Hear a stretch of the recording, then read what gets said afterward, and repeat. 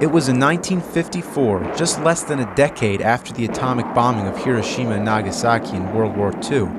The first Godzilla film was very serious in tone, and Godzilla himself was a symbol of nuclear destruction. After all, this is a movie made by people who actually experienced such a threat firsthand. The suggested origin of Godzilla is that he was created from nuclear radiation. His species has been debated for years, but most agree that he is a cross between a Tyrannosaurus rex and a Stegosaurus because of the dorsal spines on his back. As for the name, in Japan he's called Gojira, which is a combination of the Japanese words gorilla and whale. Gorilla and whale, huh? Well, that's kind of different than a T-Rex and Stegosaur. Well, what were they, tripping on acid? But no, the real reason he got his name was because there was a big tough guy working at the studio and his nickname was Gojira. So producer Tomoyuki Tanaki decided to use the name. So how would you feel if a giant fire-breathing monster was named after you? I don't know, but I think it'd be pretty awesome. Now, it's probably no mystery that this monster is a guy in a rubber suit, but what most people don't know is how horrible and infamous it was to be the guy inside. First of all, you couldn't see anything. Second, it was hard to move, and so hot inside that the actor actually passed out. Now, about Godzilla's trademark roar, you'd never guess. It was the sound of a leather glove being rubbed against a stringed instrument, a bass of some sort, I think. So overall, this is a pretty good monster movie. Godzilla looks scary in black and white, and the music and gritty cinematography create a foreboding mood. Shots of people crushed under rubble and dying in the hospital are real disturbing, and the choir of girls singing in despair kind of bothers me. They don't treat it like a B-movie, they treat it like it's a real disaster. Now, because Americans tend to dislike foreign films, when it came out here in the US, they chopped the movie down and filmed new scenes with Steve Martin. No, not that Steve Martin, but a character, a journalist named Steve Martin, played by Raymond Burr. Burr had recently played a villain in Alfred Hitchcock's Rear Window and would later be famous as Perry Mason. Now, he does a good job in this flick, but the way they use him is to have him narrate over most of the film, describing what's happening. I can hardly believe what has just happened. Now it seems Tokyo has no defense. It just seems like an obvious attempt to digest it all for us dumbass American audiences. Now, I could probably talk about this movie for another hour, but we got 28 more to go, so it's time to move on. In the words of Joe Bob, 4 stars, check it out. It's Cinemassacre's Monster Madness, Godzillathon. After destroying Tokyo, Japan, Godzilla returns, but this time to tear apart Osaka. For its US release, they changed the title to Gigantus the Fire Monster, but in most video releases, the original title has been restored to Godzilla Raids Again. It's not Gigantus, it's Godzilla, damn it. Even though the movie was made right after the first one, the grim tone of the original is already lost. It opens with the narrator talking over stock footage of nuclear bombs, but here it just seems cliche as this is a convention of the 50s monster movies. But it's classy in that B-movie sort of way. So not only did they bring Godzilla back, but they also brought in another monster named Anguirus or Anguirus. I don't know, they tend to pronounce the name in several different ways as the series progresses. Now, Godzilla and Anguirus, well, they don't like each other. I don't know what it was, but I recall Godzilla saying something about Anguirus' mom, but I don't know, they just fucking hate each other's guts, and Anguirus is a worthy foe, but Godzilla just kicks his ass. This is the first time he fought another monster, a tradition which would last through the rest of the series. Another tradition is this pagoda that gets destroyed. Now, Godzilla's rubber suit was slimmed down a lot from the first film because it was just too damn heavy, and having to battle another monster would only make matters worse. There's an art to making people in rubber suits appear large, and they did a good job in the first movie by filming from low angles and with proper atmospheric haze and camera speed, but this one comes off a little cheaper and probably has the worst shot of Godzilla ever. An aerial view from a helicopter, and he isn't even moving. He looks just like my foot-tall Godzilla action figure. Still, it's a fun movie, and it ends with a great scene where the fighter jets keep blasting at the ice and cause an avalanche which buries Godzilla in a state of frozen hibernation. And how ironic, because hibernation was exactly what Godzilla would be doing for the next 7 years. Meanwhile, Toho, the studio that produces all these movies, began to experiment with other monster flicks. There's Rodan, the Mysterians, Varan the Unbelievable, and Mothra. But after that, Godzilla would make a comeback in the most legendary monster mash of all time. It's Cinemassacre's Monster Madness, Godzillathon. King Kong vs. Godzilla. It was simple genius to put two of the most famous monsters together in the battle of the century. It was the American monster against the Japanese monster. It was the East versus the West. And on top of that, this is also the first time both monsters appeared in color. Now, Godzilla had been in hibernation for 7 years, but Kong hadn't been in a film since 1933, and now it was 1962, so it was really about time for him to make a comeback. But realistically, well, nothing here is realistic, but if you were to compare the original Kong with Godzilla, there really wouldn't be much of a fight. Kong was about 25 feet tall, whereas Godzilla was about 167 feet tall, and if you go by the English dub of the first movie, he's 400 feet tall. Besides, regular machine gun bullets from some planes was enough to kill Kong, but Godzilla gets hit by bullets, bombs, and missiles all the time. He's indestructible. Oh, and another thing, he breathes fire, so it's really not fair. But even more hard to believe, it was originally going to be Godzilla vs. Frankenstein. So, scrapping the idea of the classic stop-motion effects, which are costly and time-consuming, Toho made Kong into a rubber suit and beefed him up to Godzilla's size. But at the end, the two monsters duke it out on the slopes of Mount Fuji. It's awesome. Kong throws rocks. Using his tail, Godzilla flips one of them back. The fire definitely poses a threat, but Kong keeps coming. He's clearly the underdog of the fight. He gets his face smashed right into a rock, and every time he gets up, Godzilla puts him back down. Then there's the drop kick, which is the only bit of stop motion in the movie. Well, it's really not a fair fight. That is until Kong gets struck by lightning. Yeah, I forgot to tell you that. Lightning makes him stronger. Another indication that he was originally meant to be Frankenstein. But anyway, this is where the fight really starts. My favorite part is when Kong takes a tree and shoves it down Godzilla's throat. That's hilarious. He should have shoved it up his ass. Then there's this part where they look like two hand puppets. It's great. Now, for years, there was a rumor that there were two endings for the film. Supposedly, in the Japanese version, Godzilla wins, and in the American version, Kong wins. This has been documented in books, and remember, this was before the internet. So, yes, as a kid, I used to go to the library and read about Godzilla. It was hard to even find a video rental store that had a copy of any of these movies. But with the advent of the internet, the truth is out. The double ending is a steaming load of bullshit. However, the film itself was altered a lot for its American release by Universal, adding scenes with American actors and recycling music from their horror classics like The Wolfman and Creature from the Black Lagoon. But anyway, who wins the fight?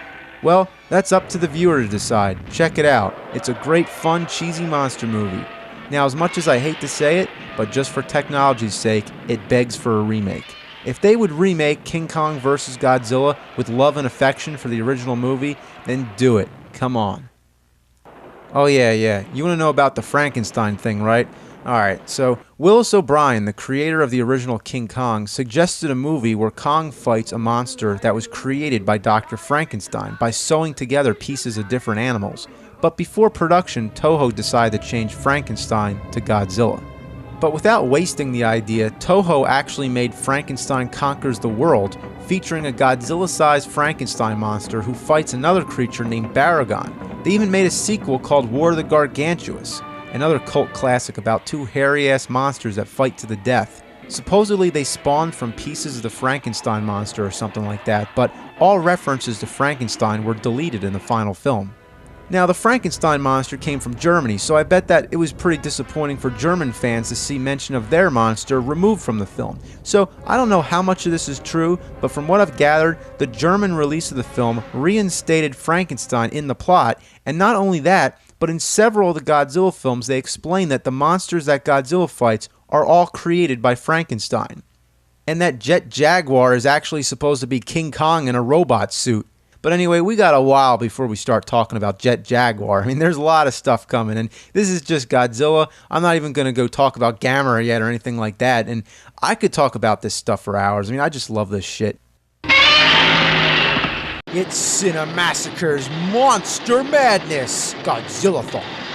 This one is considered by fans and critics to be one of the best of the series. The creature Mothra had already starred in her own movie, Mothra. She's basically a giant moth or a butterfly, but she's a good monster who only causes destruction when her twin fairies are in trouble. It may sound weird, but that's only because it is. Now in Godzilla vs. Mothra, she lays an egg, but proves to be a rather irresponsible mother because she loses it. A typhoon washes it ashore, where it's discovered by a corporate asshole who wants to make money off it. He makes for a good human villain. The fairies show up and warn him to release the egg, or else Mothra is gonna throw a shit fit. Not only does he refuse, but he kidnaps the fairies too. What a dick. But then Godzilla shows up, making one of his most unusual appearances ever, rising from the ground. Now, Godzilla is one clumsy bastard. He gets his tail stuck in a tower and he trips and falls into the pagoda. But how can you blame him? Remember, the actor's head is inside the neck, so he can't see a thing. There's also a scene where the pyrotechnics go haywire and set the head aflame. Luckily, the actor wasn't injured, and for an accident, it looks pretty awesome. Godzilla's just badass in this movie. I mean, he always is, but this is the one that established how indestructible he really is. They try everything to stop him. Battleships, no good. Tanks, oh no, no way. Planes, Electricity, hell no. And look at that. You ain't nothing. Boom. They drop a net and just blast the shit out of him, but nothing works. He just keeps trudging forward, demolishing everything in his path like a force in nature, killing everybody like a villain in a slasher flick.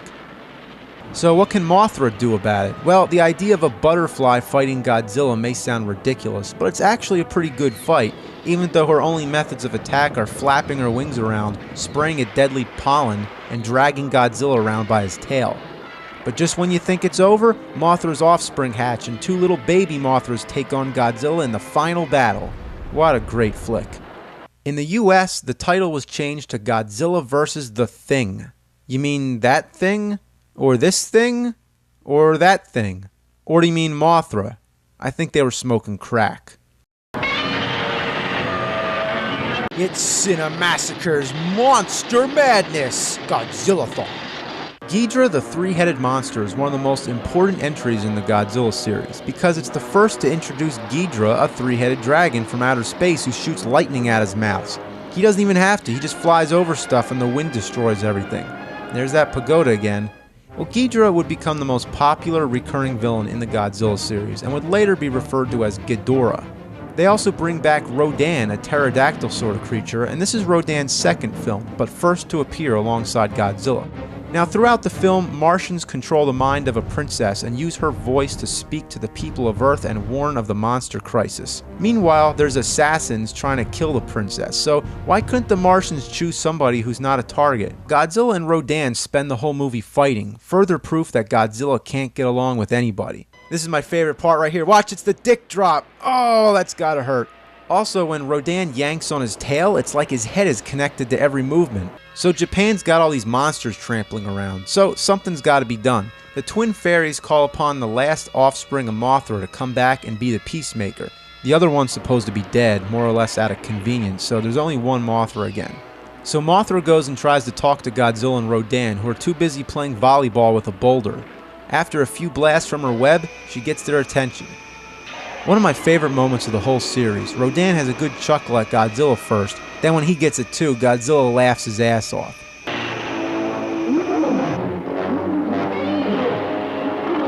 Applying human traits to these monsters is where it started to gear towards the younger audience. It's a great scene, and they all sit around and do monster talk while the twin fairies translate for us. Oh, Godzilla, what terrible language! Unable to get them to cooperate, Mothra goes to fight Ghidra on her own, gets her ass handed to her, and then Godzilla and Rodan join in. It's 3 monsters against 1, and this is where the monster Rumble was born. It's no wonder why this movie was such a big success. 3 heads are better than 1, and 4 monsters are better than 2.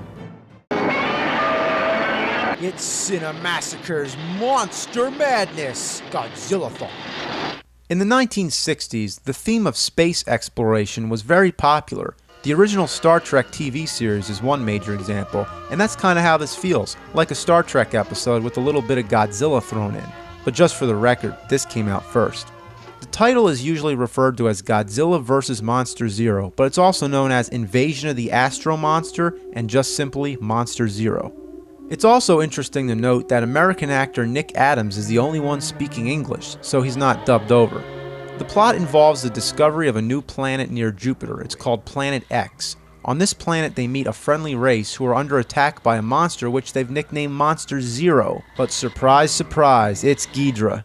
The people of Earth agree to let them borrow Godzilla and Rodan to help battle Ghidorah, so they transport the two of them to the surface of Planet X to fight. It's pretty awesome because it's the only Godzilla fight to happen somewhere other than Earth. Their first match here is a victory and Ghidorah retreats. Oh my god, what the hell is he doing? This victory dance is one of the most famous moments of the whole franchise because it has no purpose in the film and it's completely ridiculous. So, the people of Planet X have something else up their sleeves. Ghidorah was in their control all along. Using magnetic waves, they also take control of Godzilla and Rodan and unleash all three monsters on Earth. I guess don't ever help an alien because all they want to do is take over the world. Well, it's Godzilla's first movie being a good guy from the very start, but already again, he's a bad guy. But not for long. The people of Earth find a way to break the aliens' command and then all the monsters return to their normal selves. And what's that mean? They fight. Mothra was originally scheduled to join the madness, but the budget was getting out of hand, so she got scrapped. Anyway, this is a pretty good one, a little heavy on the sci-fi, but that's all great stuff. Check it out. Oh yeah, we gotta see the dance again. That's awesome. It's Cinemassacre's Monster Madness, Godzillathon. Godzilla vs. the Sea Monster involves a group of people who get stranded on an island where there's a secret organization producing nuclear weapons. They capture anyone living on the island and use them as slaves. Nobody can escape because the bad guys also have a giant monster named Ebra under their control who guards the island. Lucky for the good guys, they find Godzilla sleeping in a cave, so they wake him up by attracting a bolt of lightning with a sword. And from there he does battle with the enemy planes, tramples on their base, and fights Ebra. Godzilla looks like the Cookie Monster, and he likes volleyball. This is pretty awkward.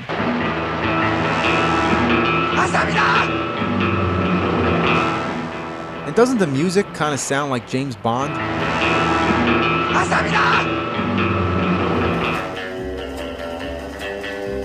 Even Mothra makes an appearance in adult form and has a brief encounter with Godzilla. He also fights a giant bird, which is probably the worst Godzilla fight ever because you can't even see what's going on. Should have been the giant claw. Originally, Godzilla's part was written for King Kong. Yeah, after King Kong vs. Godzilla, Toho followed it up with King Kong Escapes, in which Kong fights Robot Kong. But then they were going to have Kong star in this movie, but decide that Godzilla would be more profitable.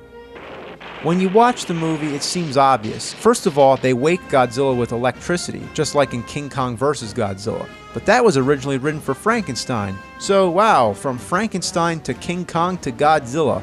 Also, Godzilla sort of has a curious romantic interest in a human female, which is another trait that's more like Kong. This tends to be a weak entry in the series. Godzilla doesn't even wake up until like an hour in. So if you want a few laughs, go for it.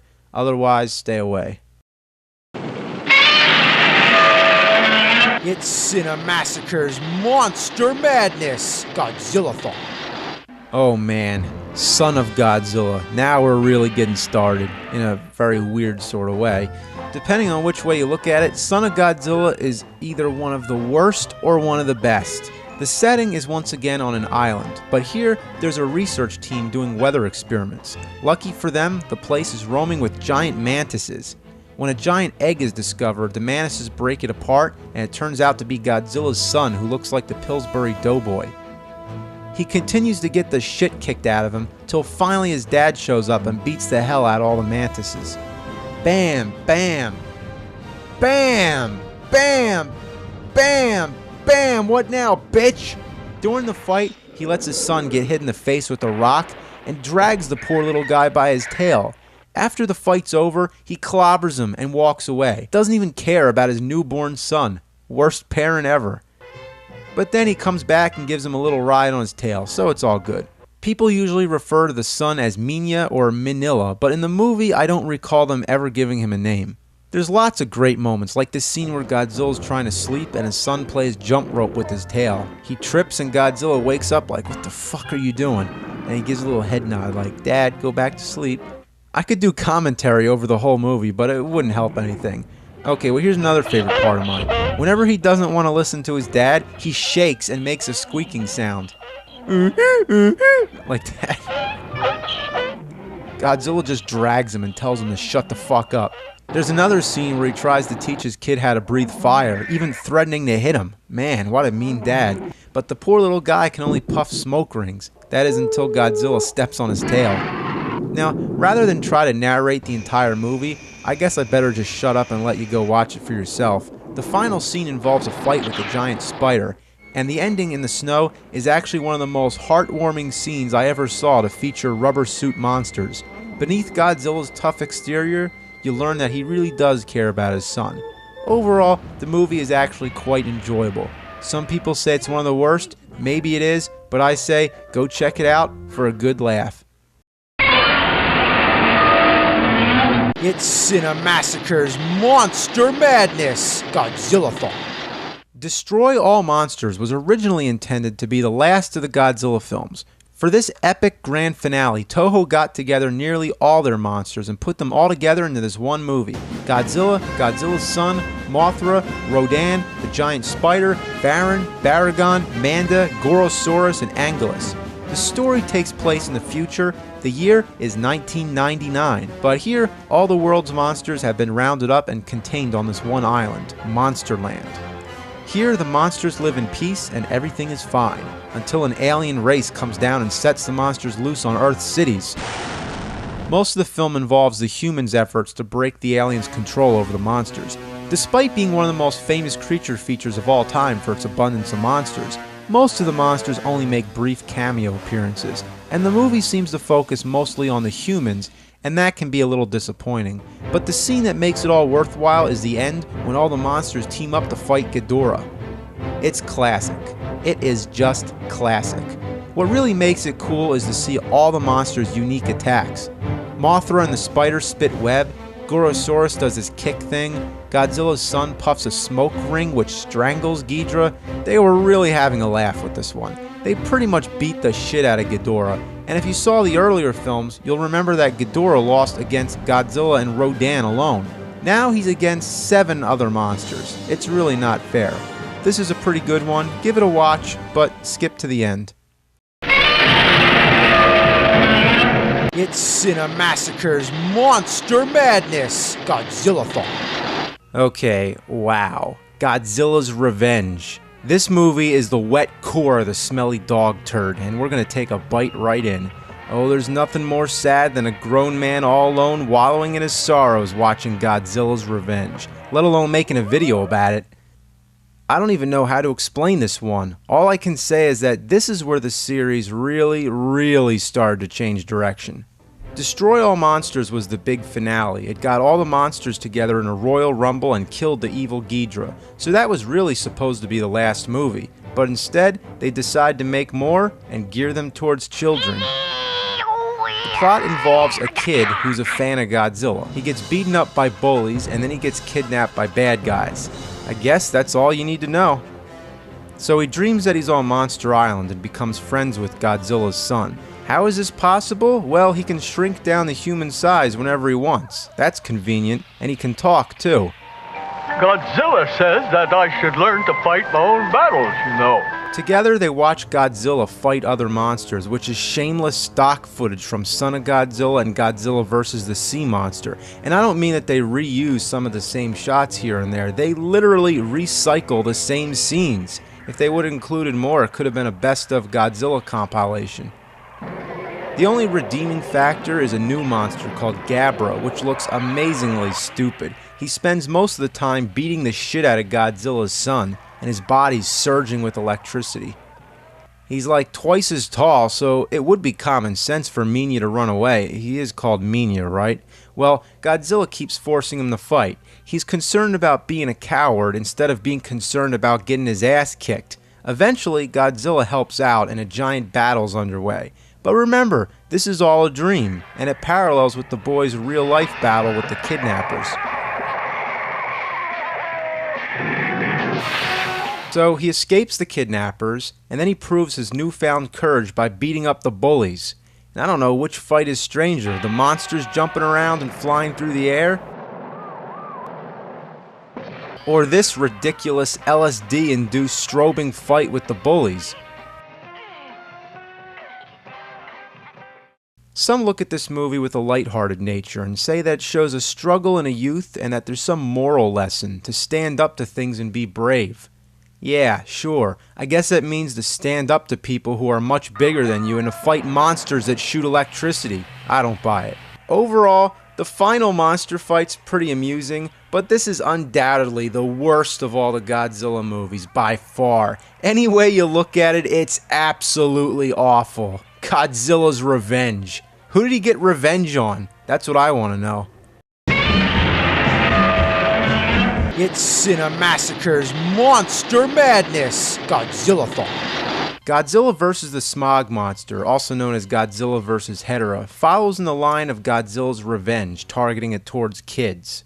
Little kids. Little kids who get hopped up on sugar to the point that their brains operate on higher levels of existence and their supersensory nerves subject them to a fantasy world that exceeds that of an adult on the most powerful narcotics known to science. Basically, I'm just trying to say, this movie's really weird. Watching it is like going into a drug-induced mind trip, and even though I said it's geared towards kids, I really can't be sure. Some of it's actually pretty terrifying, like when the smog monster turns people to bones. There's also a scene in a dance club where this guy starts hallucinating and he sees everyone wearing fish masks. I don't know what this has to do with anything. Then there's all these weird animated scenes. It's like watching some kind of children's variety show. There's also a little science lesson about galaxies and nebulas. Yeah, I don't know. This movie's a mixture of horror, children's movie, 70s psychedelic exploitation, and Godzilla. Oh, really? Isn't that why we were here in the first place? Godzilla makes his first appearance coming up to the sunrise with some silly music. He's sure come a long way since he first menaced Tokyo, an icon of destruction, now a savior of the planet. But not in a cool superhero kind of way, in a, hey kids, be good to the earth kind of way. This movie has a theme song called Save the Earth, which plays constantly. Yeah, the smog monster is created from pollution, so the moral lesson of the movie is don't pollute, or else there'll be some weird shit monster that looks like a cross between Oscar the Grouch and the Blob. He's made of crap, so it's like Godzilla's battling a giant turd. Godzilla fights by waving his arms and dancing around. The smog monster fights by throwing Godzilla into a pit and dumping its body of dookie slime all over him. Ugh, it's nasty. He basically shits on everything in sight. I can't believe they did that to a cat. He can also shoot lasers at his eye. Big deal.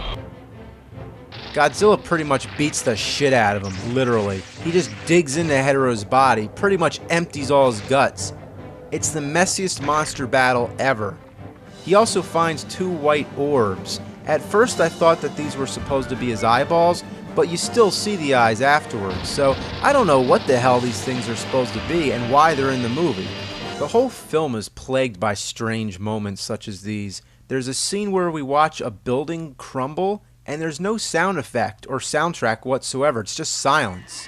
Then there's a part where the kid spots Godzilla while up on a roller coaster. It does like this weird freeze frame, and we see Godzilla silhouetted like a black splotch pasted on the background. I don't know, I've always just found this part really weird. Well, actually, the whole movie's really weird. But nothing takes the cake like this. Just watch.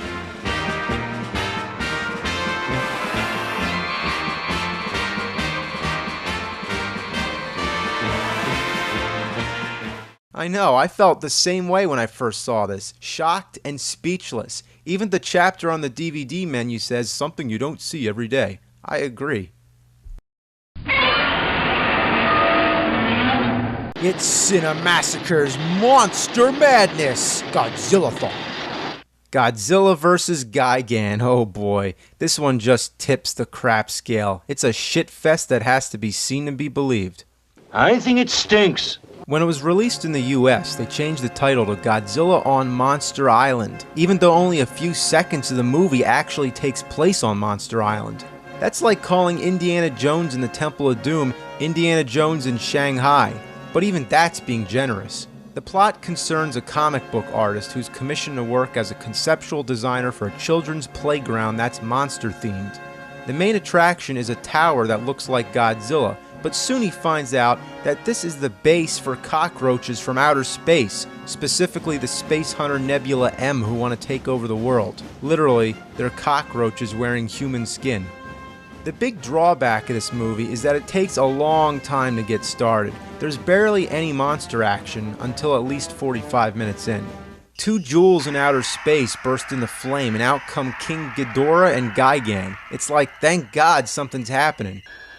Ghidorah looks really bad when he's flying. It looks like he's a stiff plastic model. If you're as big as a nerd as I am, you might be wondering how Ghidorah can be alive. Wasn't he killed at the end of Destroy All Monsters? Yeah, they stomped the shit out of him and put him in the ground. Well, you're even more of a nerd if you want to know the answer. Well, Destroy All Monsters took place in the future. This one we can assume is back in the present time, before Ghidorah was killed. So you might think including one of the best Godzilla villains would lift the presence of this awful movie, which he does, but lots of what we see is nothing but recycled footage from earlier Godzilla films. Even if the lighting doesn't match and that the Godzilla costume's different, it's shameless stock footage. At least we get to see Godzilla get blasted in the balls again. That's pretty funny. But let's talk about Gigan. For one of the worst Godzilla movies, he's actually one of the most interesting monsters ever seen. He's a weird thing. I don't even know how to describe it, but you can see for yourself. He's got metal hooks for hands and a buzzsaw on his chest. Oh, and by the way, the monsters are being controlled by the cockroaches. Oh, did you guess that already? Yeah, you're catching on. But the military sure doesn't catch on. When are they going to learn that planes can't kill giant monsters? It never worked before, so why would it work now? So Godzilla comes to save the day and he brings with him sidekick Anguirus. And as if this movie hasn't already been pretty strange, the monsters start talking. Hey, Godzilla! What do you want? Something funny going on. You better check. Oh, yeah. Hey, Aquila, come on. There's a lot of trouble ahead. I have no clue what the hell they're saying. But I've heard that in the original Japanese version, you don't hear them speak. They're speech bubbles. Kind of fits the comic book theme, but what asshole decided that they needed to actually talk? The two monsters fight like a tag team match. Definitely the highlight of the film. But its repeated use of stock footage wears old, and so does the Godzilla costume. It's been used in so many films that you can actually see it falling apart. Look at the arms.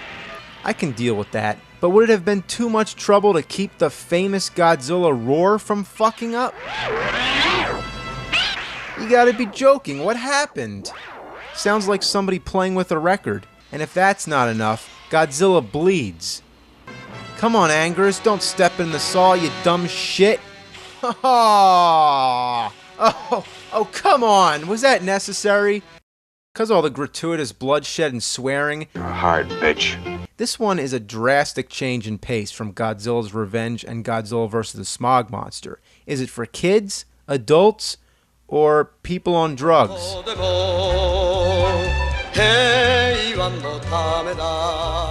Yeah, people on drugs. It's Cinemassacre's Monster Madness, Godzillathon. Godzilla vs. Megalon, here we go.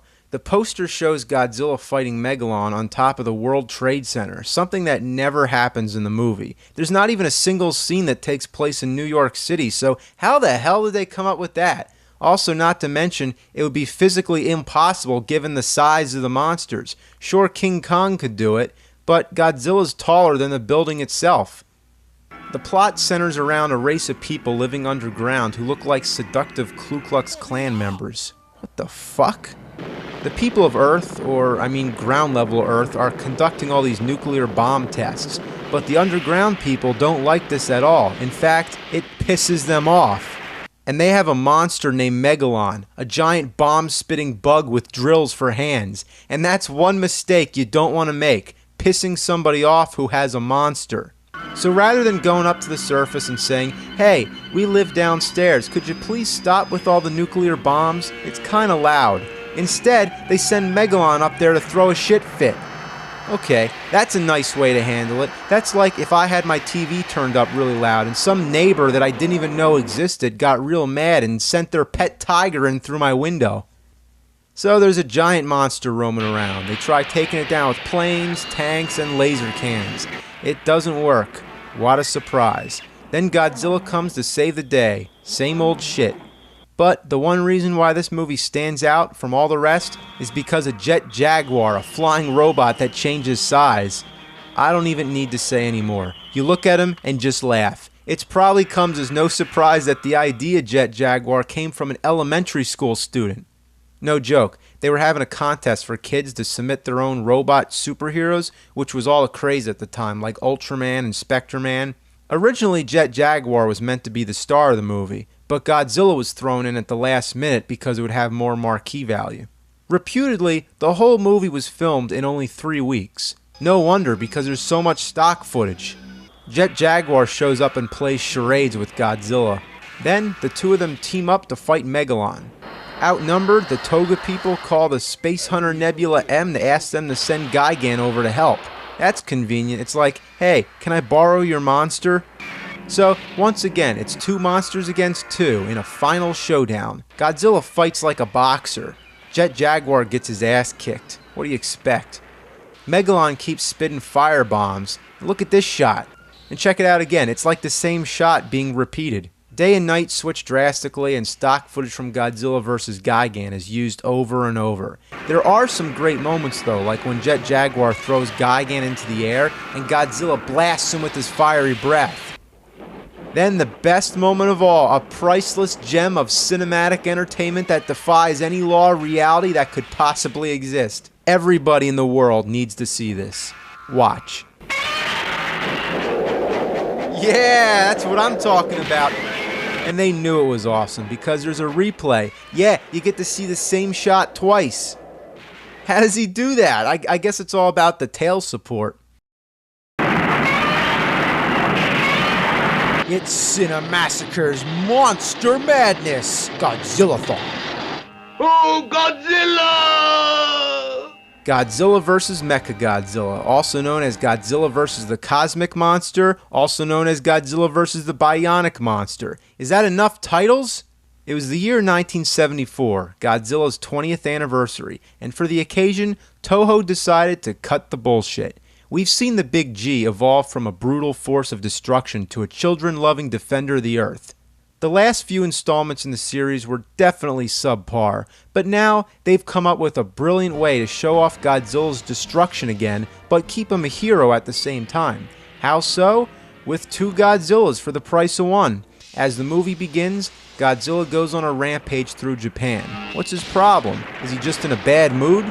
Or is it not the real Godzilla? Anguirus shows up and the two of them get into a fight, reminiscent of Godzilla raids again. During the battle, Anguirus scrapes off some of Godzilla's flesh, exposing metal underneath. This is your first clue. Anyway, remember King Kong's fatality move, where he rips the dinosaur's jaw open? Well, Godzilla does the same thing to Anguirus. Damn. Finish him. Well, it's not Godzilla, is it? It's an imposter. The real Godzilla shows up and the two of them have a spectacular brawl in an industrial area at night. Godzilla keeps blowing away the fake Godzilla's flesh, revealing it to be some sort of a Terminator Godzilla. You could call it a Mechagodzilla. Well, that explains that. Wow, now time to show off the weapons.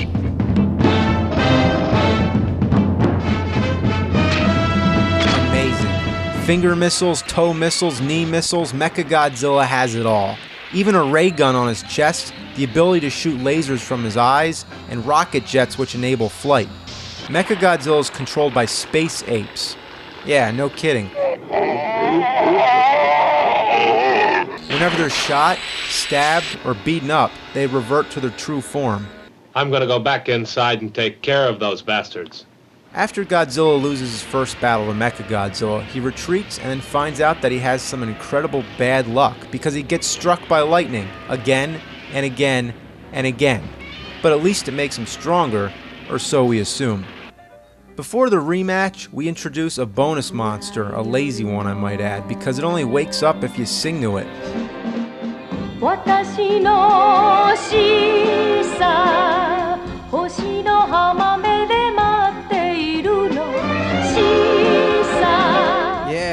King Caesar song. 私の胸で燃えている燃えているシーサーシーサーシーサー And it goes on forever.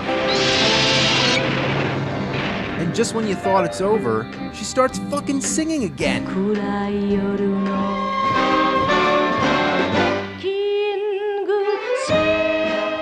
Keep in mind, you're seeing my abridged version, but seriously, this song goes on for a really long time.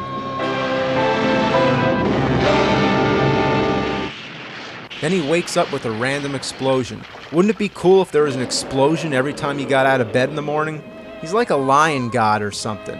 One of the weirdest monsters ever, but everybody likes him a lot. Too bad, because Mechagodzilla beats the living crap out of him, and then Godzilla comes to help. It's an awesome fight. Mechagodzilla shows off more of its skills. It can spin its head around, creating a force field. It can also face backwards so that it can shoot from behind and front at the same time. Mechagodzilla just unloads all his firepower and turns Godzilla into a blood sprinkler. Eventually, Godzilla turns himself into a magnet. Whether it's from Mechagodzilla's darts or from the contained power of lightning, I don't know, but lucky for him, he's able to pull Mechagodzilla toward him and twist his head around till it comes off. Surprising, because his head seemed pretty flexible before. This is a great entry in the series, delightfully cheesy and enjoyable. Damn Godzilla. It's Cinemassacre's Monster Madness, Godzillathon. Terror of Mechagodzilla was originally known in Japan as Mechagodzilla's Counterattack, and the first US translation was called Terror of Godzilla, even though Mechagodzilla is clearly the bad guy of the movie. Somebody has a serious titling problem. But maybe it was a foreshadowing of what will come next. But let's not jump ahead. The movie's a direct sequel to the last one, with the aliens rebuilding Mechagodzilla. Too bad they don't ever turn back into apes, they just wear these ridiculous silver jumpsuits the whole time. They join forces with an angry scientist, Dr. Mifune, shunned for his strange experiments with sea life, who seeks revenge on humanity. For being dismissed in the field of science, what better revenge is there than to take control of a giant sea monster and send it to destroy cities? The new monster's name is Titanosaurus. There's not a whole lot to this creature, just a more aquatic looking version of Godzilla. His special attack is using his fins to cause heavy windstorms. For a decent looking monster, he sure has an annoying cackle. My favorite part of the whole movie, and probably one of my favorite little moments of the whole series, is when Godzilla makes his first appearance. Check it out.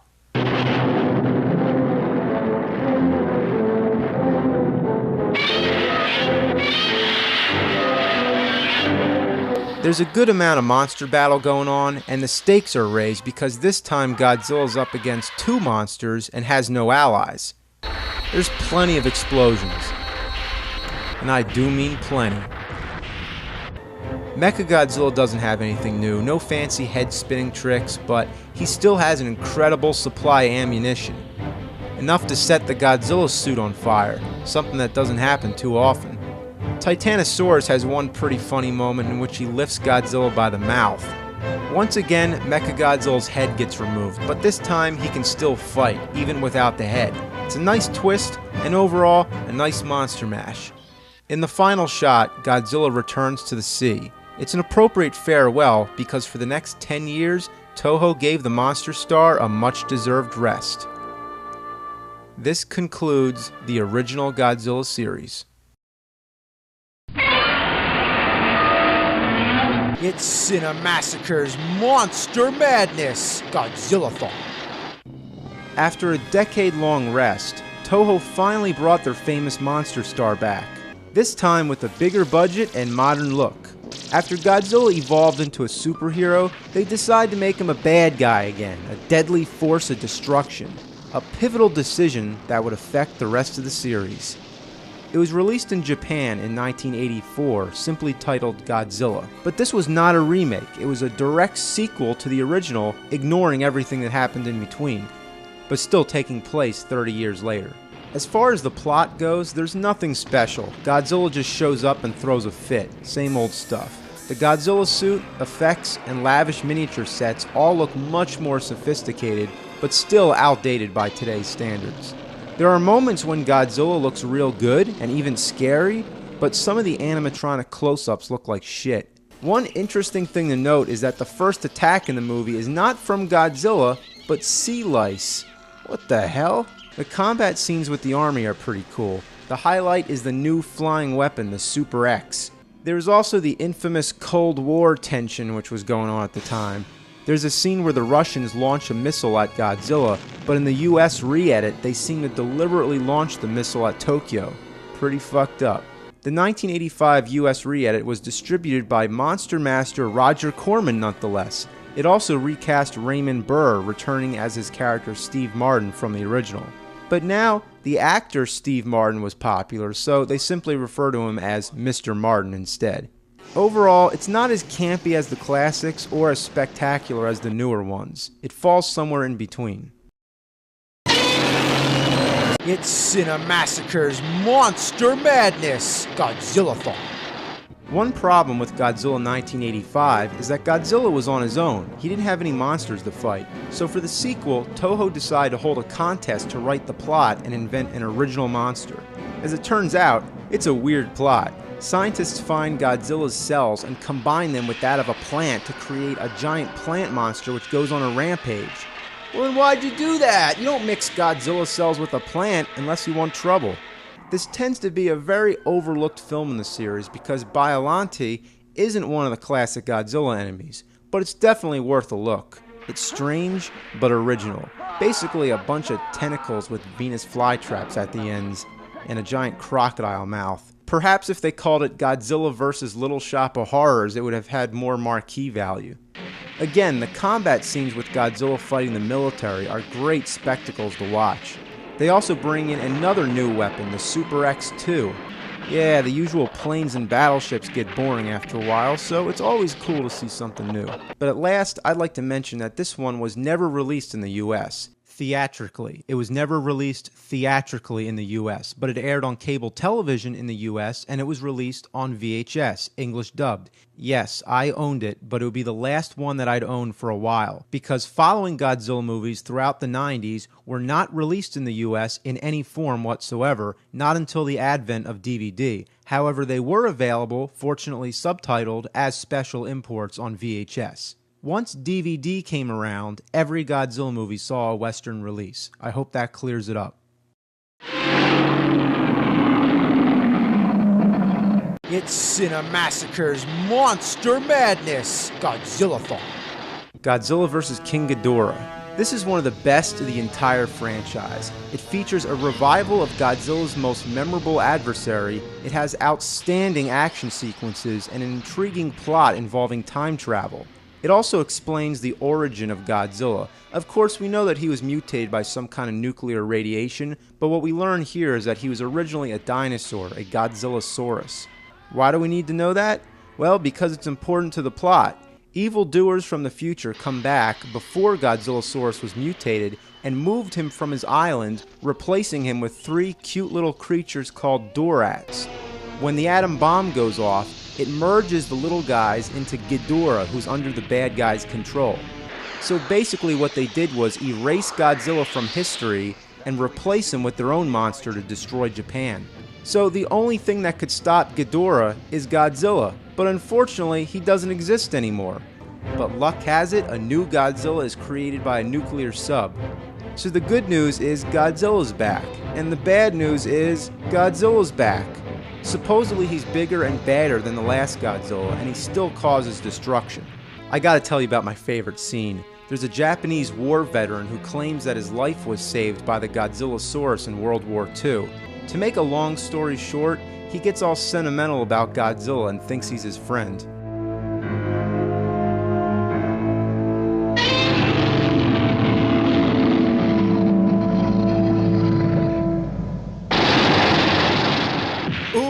Nobody ever got it that bad. But there's another funny scene. When the time travelers go back in the 1940s, they're spotted by 2 American soldiers.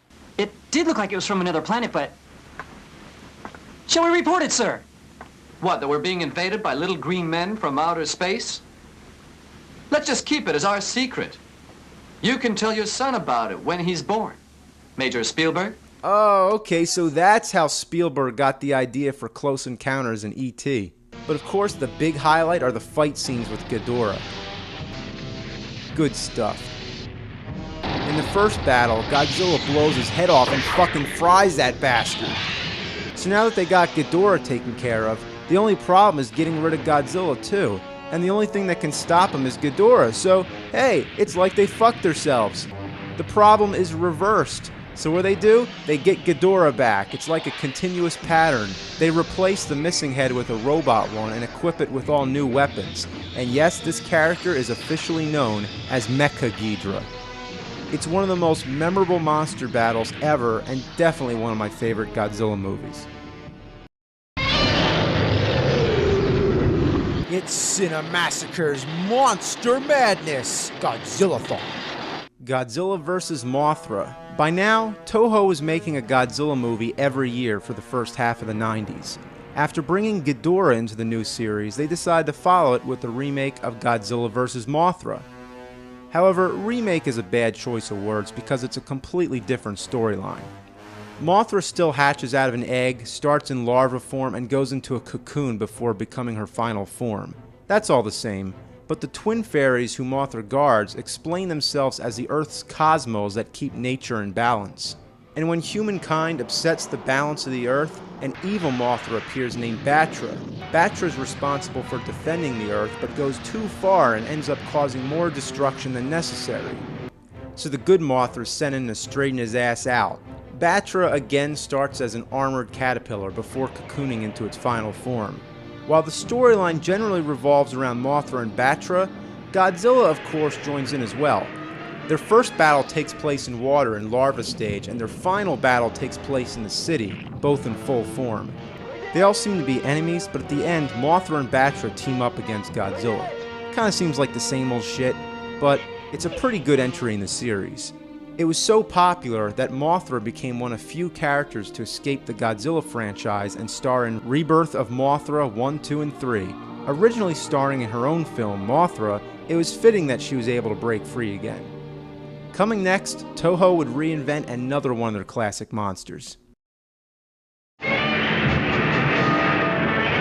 It's Cinemassacre's Monster Madness, Godzillathon.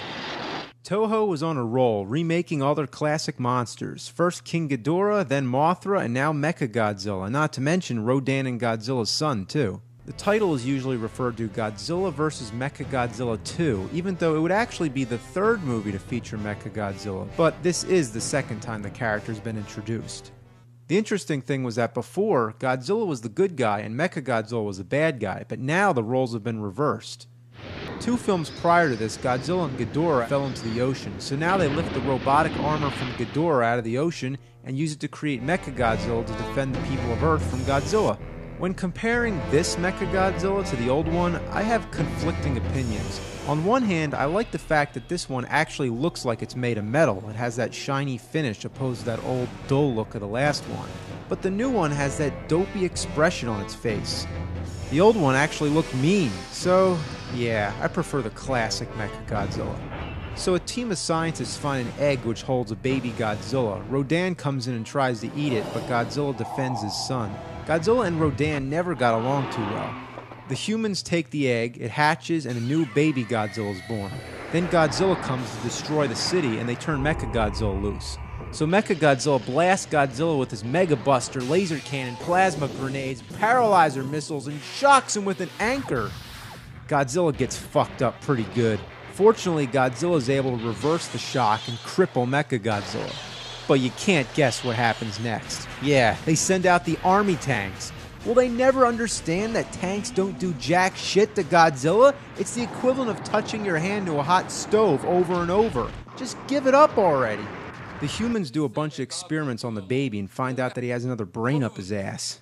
Nah, just kidding, it's in his tail. So they assume that Godzilla does too, and they plan to use this knowledge to gain an advantage. Also, this baby Godzilla looks pretty good, like a small reptile. Way better than Minya from Son of Godzilla. Minya looks so stupid in comparison.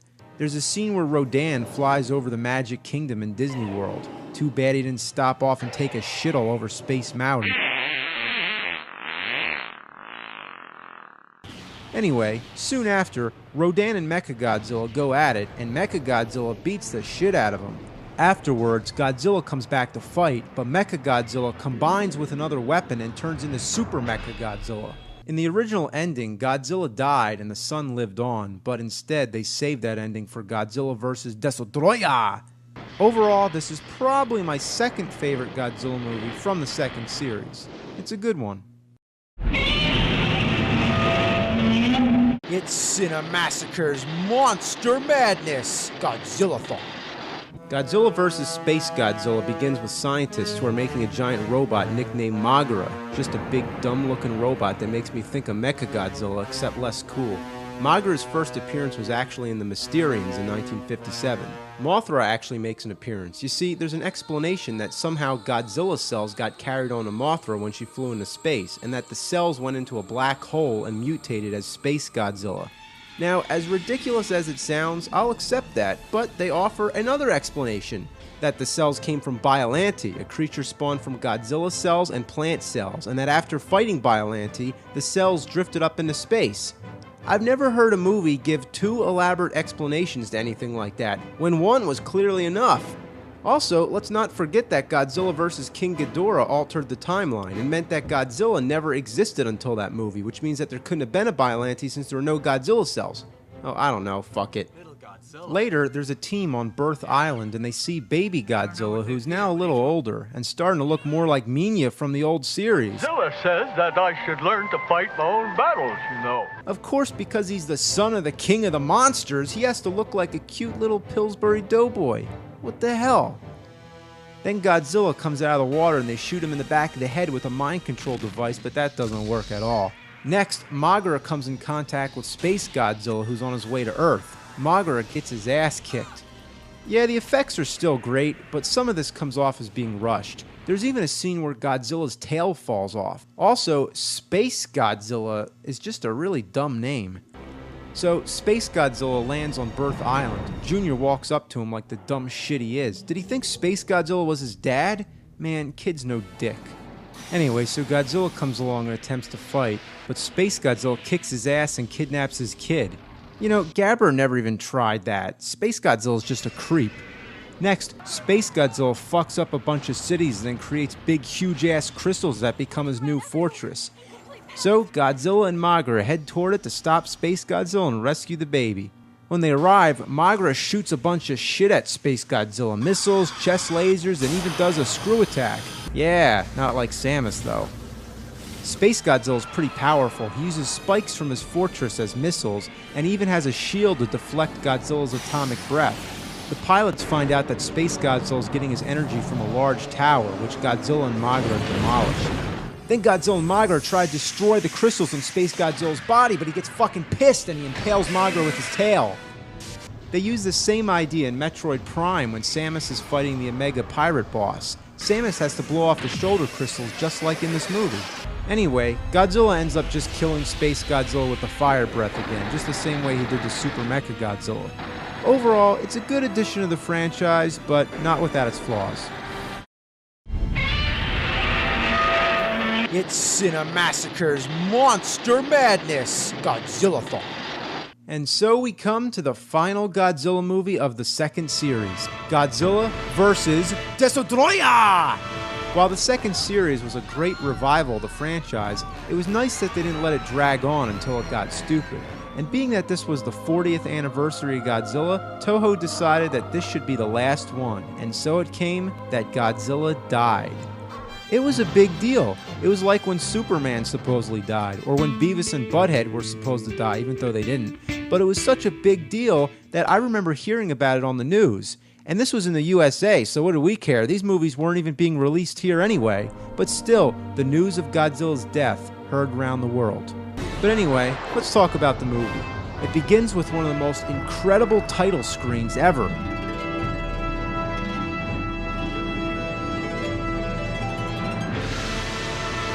That's awesome. The opening scene depicts Godzilla attacking not Tokyo, but Hong Kong, and glowing red. What's wrong with him? Well, you remember how he was born from nuclear radiation? Well, his heart is a nuclear reactor and it's melting down. That's the actual explanation in the movie, I'm not kidding. This burnt form of Godzilla is also in the Nintendo Wii game, Godzilla Unleashed. So anyway, his heart is on the verge of atomic explosion that'll blow up the whole universe. Pretty fucking extreme. Next thing, there's all these creatures running around which look like a combination of a scorpion, the predator, and alien with the thing coming out of his mouth. Scenes like this where people are being attacked almost make you forget that you're watching a Godzilla movie and instead a B-horror movie.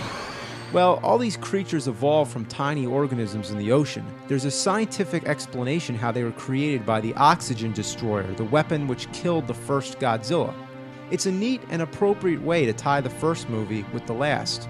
So the monsters keep evolving until they all merge into one. The name of the monster, surprisingly, isn't Destroyer, it's Destroyer! Yeah, that's the official name, Destroyer! It's spelled just like that. Maybe because they couldn't trademark Destroyer, but I don't know. So they send out a plane and it freezes Godzilla. It's actually a pretty cool effect when his face freezes. And once again, they send out the army to fight the giant monsters. It's been 22 damn movies and they still don't get it?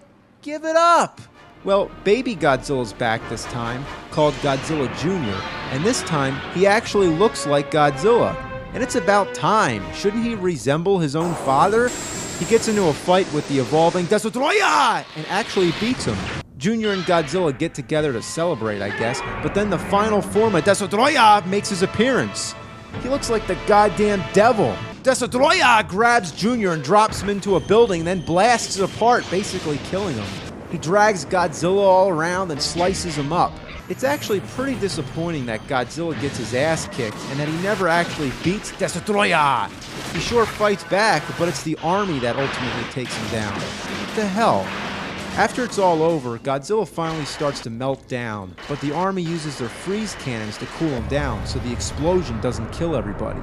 Surprisingly, watching Godzilla die is pretty sad, but all the energy from his body goes into his son, who grows to full Godzilla size.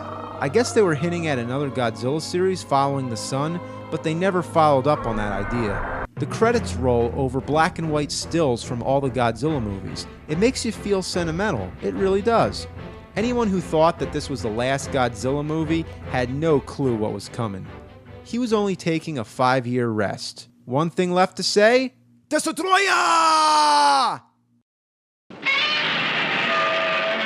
It's Cinemassacre's Monster Madness, Godzillathon.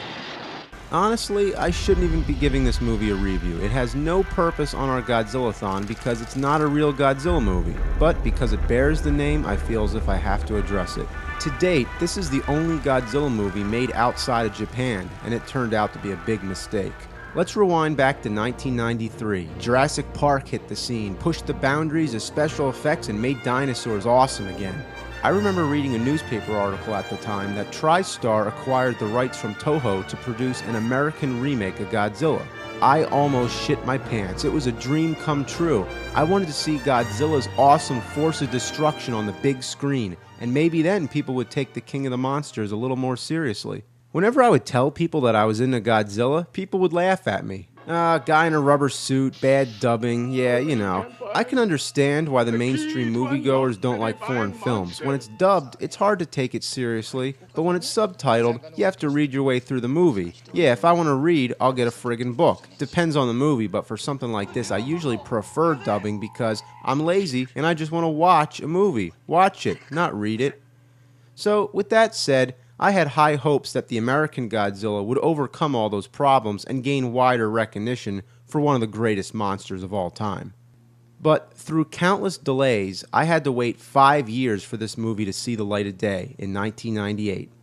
But I got my fix with the Jurassic Park sequel, The Lost World. It was an average sequel, but the highlight was the final scene where the T-Rex goes on a rampage through the city. There's even a moment when Japanese tourists are running away saying, "I left Japan to get away from this."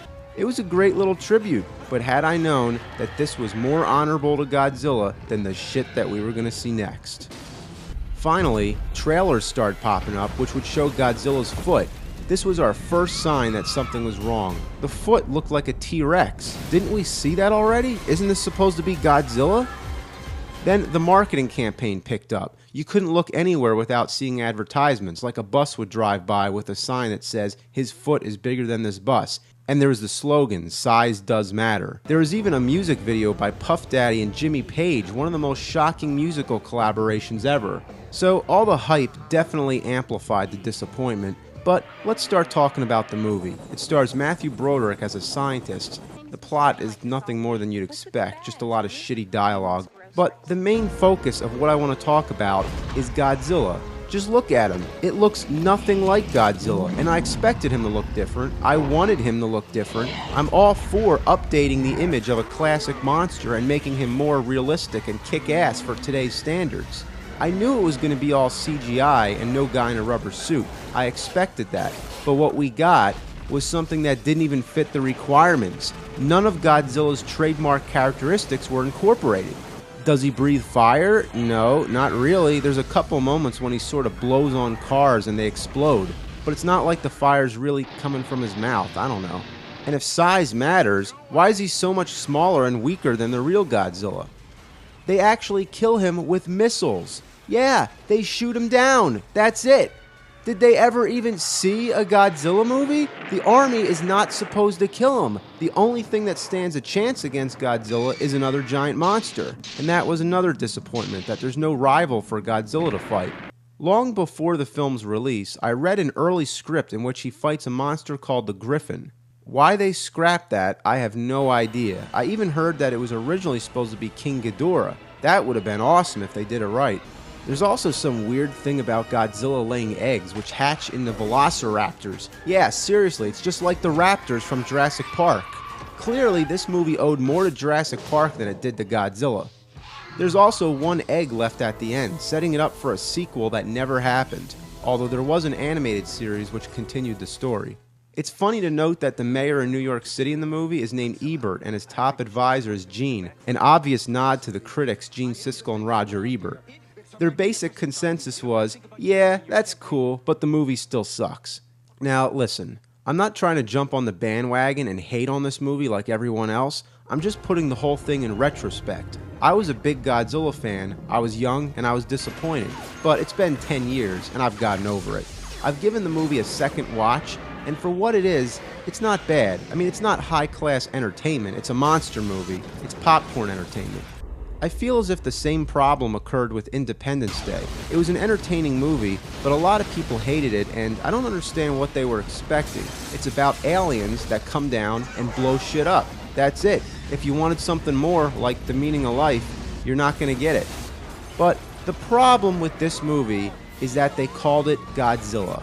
It was a chance to introduce the monster to Western audiences, but instead, they made something completely different that might as well have been a remake of The Beast from 20,000 Fathoms. It followed the basic idea of a giant reptilian creature, but it could have been almost anything. The name Godzilla was slapped on it just for marquee value. They were interested in the name and not the actual character. Two simple things. He breathes fire and he's indestructible. Some people have said, well, that was too unrealistic and they were trying to make a more serious approach with this one. But that's horse shit. That's like trying to make Spider-Man realistic and not allowing him to shoot web. It doesn't matter if it's realistic or not, that's a time-honored trademark of the character. Spider-Man shoots web, Godzilla shoots fire. This is not Godzilla. In fact, Toho officially renamed the monster Zilla. They even make a reference to it in the movie Godzilla, Mothra, and King Ghidorah Giant Monsters All Out Attack. Early in the film, when they're discussing the history of Godzilla, they mention that in 1998 a monster attacked New York City. The Americans think it was Godzilla, but it really wasn't. And later, in Godzilla Final Wars, there's a brief cameo where Zilla fights Godzilla and basically gets annihilated with one single blast of his nuclear breath. Too bad Zilla didn't have nuclear breath. Bottom line, Godzilla 1998 should officially be renamed Zilla. It's not worthy of God, it's just Zilla. And even that sounds too much like it. It's Cinemassacre's Monster Madness Godzillathon. In 1995, Toho killed off Godzilla. In 1998, TriStar raped the name. But then, in what seemed like retaliation, Toho countered back with a new movie that was basically what the American version should have been. It was like a can of air refresher after someone took a nasty shit. It was the first Godzilla movie to be released theatrically in the US since 1985. For many American audiences like myself, it was the first time having the opportunity to see a real Godzilla movie on the big screen. For the fans, it was a miracle, but for the general public, it seemed to get overlooked. People were confused, thinking it was a sequel to the American version, but we knew it was the real deal. Again, it was sort of a remake, a kickstart to a new series. We assume that it ignores previous installments in the franchise. Godzilla's new look was pretty cool. They made him look different, but kept the overall impression. See, that's how it should have been done. There's a shot where Godzilla's running in the background, which is kinda interesting. But there's also some pretty bad ones. Though most of the time Godzilla's a rubber suit, there's some shots where he's computer generated, and those moments really contrast with the rest of the film and they look awful. Sometimes it just looks better when there's really something in front of the camera. As far as the plot goes, it's nothing special. There's a team of people who ride around and try to find Godzilla. They're called the Godzilla Prevention Network, like they're forecasting a storm. Of course, the army comes in to try attack Godzilla. We've never seen that before. As redundant as that is, it's like a tradition. You gotta have the army scenes. But what makes the movie so great is Godzilla's opponent. To begin with, it was a surprise because going into the movie, we didn't really expect him to fight another monster this time, because with remakes, Godzilla's always been solo. But this monster doesn't even reveal itself until the end of the movie. It starts as a UFO, which looks like a flying whale turd. In the final fight, the UFO extracts Godzilla's DNA and then morphs into the monster we call Orga. Orga is one of the most unique of his enemies to date. Probably the last new enemy of Godzilla that was actually pretty cool. He's so big, he's actually able to swallow Godzilla, or at least partially devour him like a snake eating a rat. But uh-oh, that was a bad idea. Oh!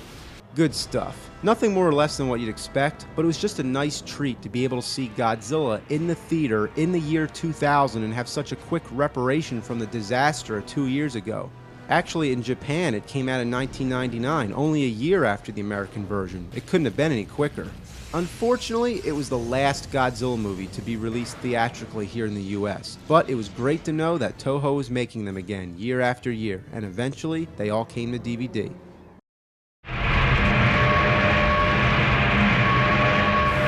It's Cinemassacre's Monster Madness, Godzillathon.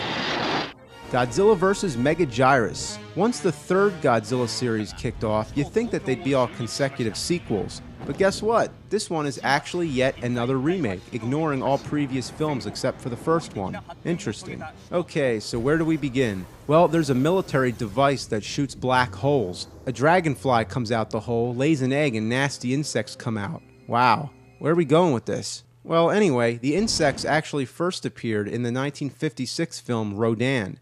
Another interesting way to tie it in with one of the earlier movies. The insects all fight Godzilla, who pretty much gets the best of them. But they inject some of Godzilla's blood into a giant cocoon which becomes Megagyrus, basically a giant death moth. Some of the effects where Godzilla's underwater are all CG and they look like total garbage. There's a pretty neat scene where someone attaches a homing device to Godzilla's back. It's not too often when someone's able to touch him. They also try to suck him into a black hole, so besides all the usual planes and tanks, they were at least getting kind of creative with different ways to stop Godzilla. There's a really funny moment, which is probably the funniest since Godzilla's drop kick against Megalon. It's when he leaps in the air and does a body slam.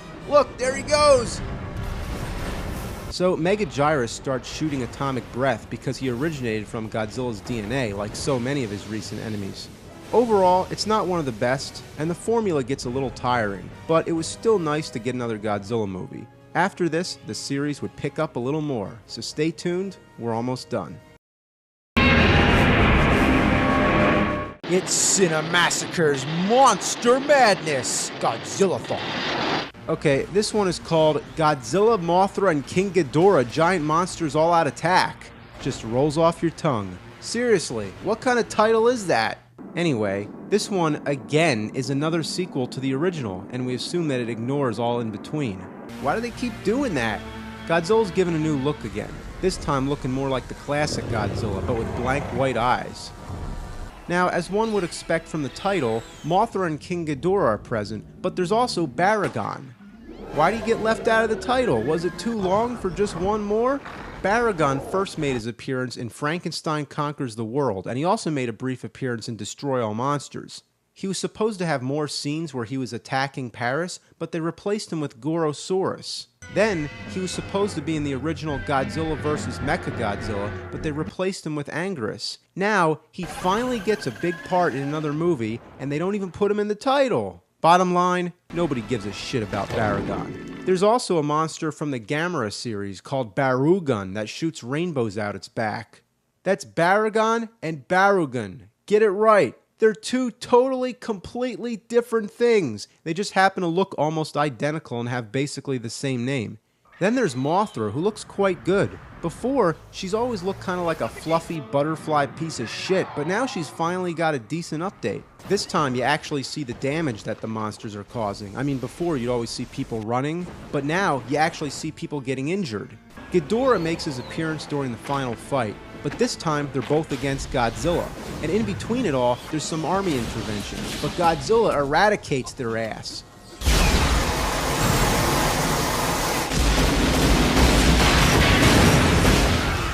Man, you don't fuck with Godzilla. He takes on everybody. Boom! Boom! Boom!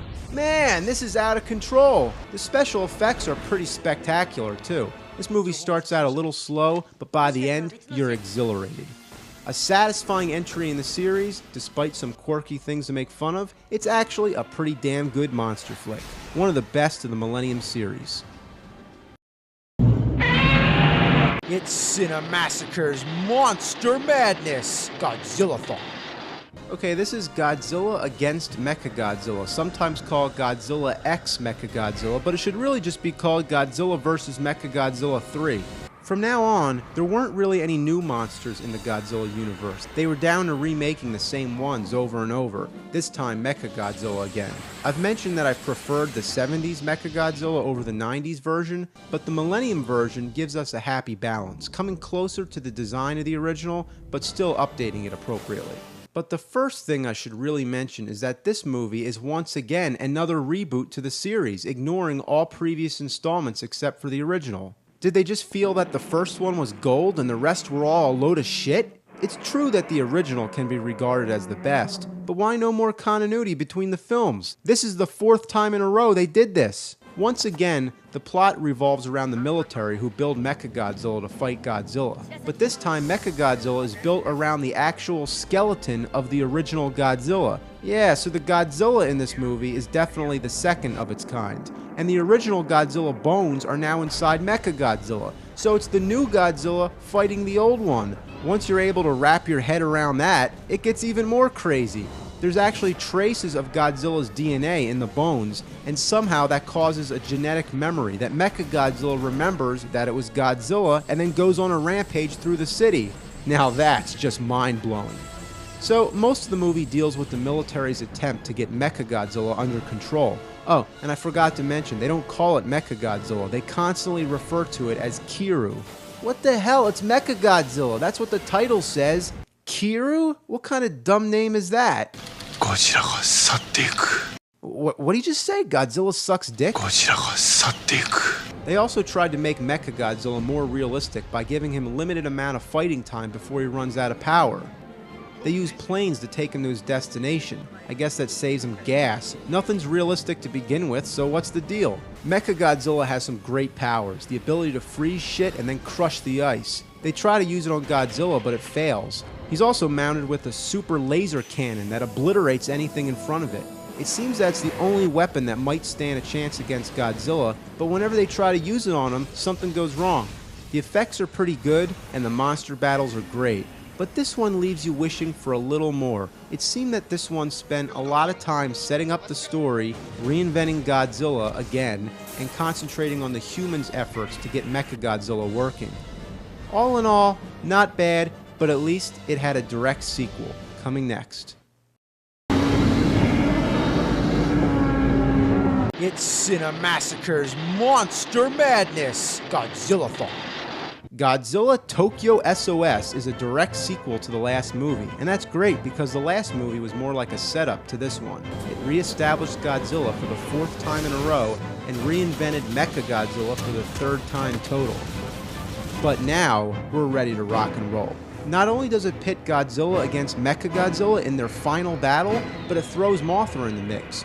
Mothra is apparently upset that the original Godzilla bones were taken from the sea. Please refer back to my last review because I'm not explaining that one again. But anyway, why the hell does Mothra care about Godzilla's bones? But it doesn't seem to matter much anyway. She comes in and tries to stop Godzilla, but she gets her ass kicked. What do you expect? Soon enough, Mechagodzilla joins the action. Eventually, Mothra is defeated, but her twin babies hatch and they continue to fight for her, just like in the original Godzilla vs. Mothra. It's an all-out monster brawl. It's what you'd expect. Not much to say about this one, but just look at it. Has a lot of destruction, a lot of flashy effects, same old stuff, but it leaves you satisfied.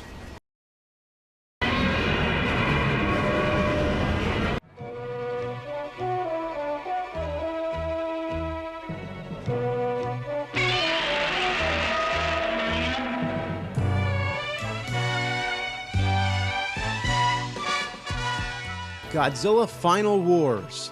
Welcome to the last day of Godzillathon, and this one's a blast. All I can say is, wow. Toho really ended the series right. It was the 50th anniversary of Godzilla, and it was time to give him another rest. So basically, they just decided to go totally insane with this movie. For the most part, it's like a remake of Destroy All Monsters. Back then, that was a big deal to see so many of their famous monsters thrown together into one movie.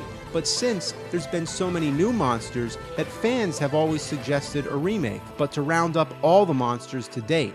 Well, it wasn't all the monsters, but it was a ton of them. It wasn't the ultimate Royal Rumble that we always hoped for, but it was satisfying.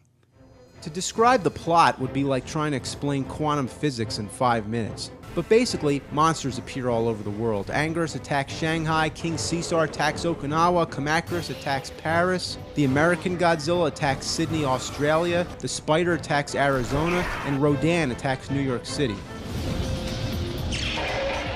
By the way, according to Toho, this is what goes on in New York City.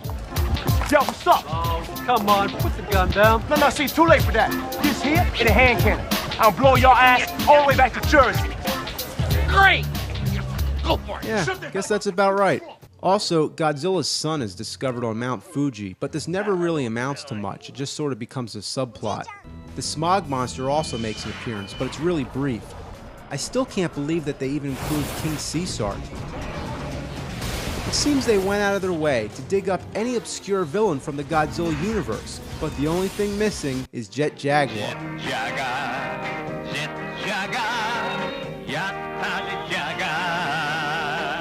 Even the sea monster Ebra makes an appearance. Mutant soldiers engage the monster on foot and actually take him down with handheld weapons. Pretty crazy. The mutant soldiers are able to jump around, sort of like a cross between the Matrix and a Kung Fu Wu-Tang movie. There's a lot of action scenes involving the humans fighting, and it's great. The first time I saw this, I was really taken back because I watch a Godzilla movie to see monsters fighting, not people. But now, I think it's pretty awesome because usually in a Godzilla movie, you get scenes where monsters are fighting and scenes where people are talking. So the trade-in is that instead you get scenes with monsters fighting and scenes with people fighting. So it's all fighting, you can't go wrong. Of course there's aliens involved. They come down in a spaceship that looks like Epcot's giant golf ball. They basically turn all the monsters loose to destroy the world. Resistance is futile? Like in Star Trek? Resistance is futile. They bring out Gigan, probably one of the greatest of Godzilla's enemies, and he hasn't been seen since the first series. So the humans free Godzilla from the ice to fight the monsters. So Godzilla's going around blasting the fuck out of the other monsters, almost like the killer in a slasher flick. Just walking around nice and slow, butchering everybody in his path. Nobody even hurts Godzilla, he's fucking invincible. Just one by one, bam, just taking them all out. He just destroys everything, and that's what we fucking like. There's also a team led by this guy with a mustache who reminds me of Sergeant Slaughter from G.I. Joe. He's a tough motherfucker. The whole thing is just crazy. I can't even do it justice. There's a scene with a swarm of alien ships going to battle like Star Wars. A pilot has to fly to the center of the mothership and take down the shields. There's kung fu fighting and monsters battling. It's all happening at the same time. A meteor comes down to Earth, revealing itself as Monster X. Yeah, the first new monster in a while, but maybe not. Anyway, the aliens repair Gigan, now with new weapons, and they send him to join the battle. But then Mothra shows up to help, and in the middle of all this, there's still all that kung fu shit going on. So Mothra gets killed, Gigan gets killed, and then it's just Godzilla against Monster X. But wait. Oh, here it comes. Oh yeah, it's Ghidorah. And how fitting is it that the last Godzilla movie puts him up against his most classic adversary? If you're willing to let reality fly out the window and just sit back and enjoy a wild flick, then give this one a watch because it kicks ass. However, I do feel that the only problem with this movie is that it does leave you wishing for a little more focus on Godzilla rather than all the shit going on around him. Yet it is entertaining as hell, so think of it as Godzilla on crack. Now, instead of killing Godzilla this time, they just let him swim off into the ocean with his son. This pretty much tells us that they're just taking a rest, and sometime they will return. Now, what's for the future of Godzilla? Well, we know for a fact that the giant monster movie genre is still going strong. Cloverfield took the idea and it did something a little different with it. This time, focusing more on the people rather than the monsters. It's also neat for us Western audiences to see a monster attack more recognizable places like New York City. This was a full 10 years after the American Godzilla attacked New York City. Now it seems Toho is already starting to bring Godzilla back. He just made a cameo in the film Always Sunset on 3rd Street 2. It's only a short dream scene, but like in Cloverfield, it focuses on the people more. Godzilla's only seen for a brief moment, and he's all CG. But it was pretty well done, and it was great to see him make a comeback so soon. And a new 40-minute Godzilla movie in 3D and IMAX is slated for release in 2009. It's only a step away, and my guess is that it won't be too much longer before Godzilla makes a full comeback. I hope he fights King Kong again, or Gamera. That would be awesome. Godzilla vs. King Kong vs. Gamera would have the fans line up around the globe. So, that's it. Godzillathon is finally over. No more! I'm sick of Godzilla! I hope you enjoyed it and found it informative. If you're interested in seeing any of these movies but don't know where to begin, you'll have to judge for yourself, but I can at least give you my own recommendations. Here's my own top 10. Number 10, Ghidorah the Three-Headed Monster. Number 9, Godzilla vs. Destroyer. Number 8, Godzilla Tokyo SOS. Number 7, Godzilla vs. Mechagodzilla, the original. Number 6, King Kong vs. Godzilla. Number 5, Godzilla vs. Mothra, the original. Number 4, Godzilla, Mothra, and King Ghidorah Giant Monsters All Out Attack. Number 3, Godzilla Final Wars. Number 2, Godzilla vs. King Ghidorah. Number 1, Godzilla, the original. That's it for this year's Cinemassacre's Monster Madness. Maybe next time I'll do more horror films because there's plenty that I didn't get to last year. So thanks for watching. See you next time.